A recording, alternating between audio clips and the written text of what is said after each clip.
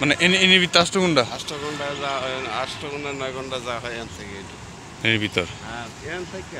বন্ধুরা, আমি শামীম মুক্তার, শ্রীপুর সাপ্লিমেন্ট অফিসের দলীয় লেখক, শ্রীপুর গাজীপুর। আমার এই ইউটিউব চ্যানেলে আমি জায়গা জমি বিক্রির অ্যাডভার্টাইজিং করে থাকি। যারা জমি কিনতে চান তারা আমার সাথে যোগাযোগ করতে পারেন, যারা জমি বিক্রি করতে চান তারা আমার সাথে যোগাযোগ করতে পারেন। ভিডিও ডেসক্রিপশনে আমার ফোন নাম্বার দেওয়া আছে।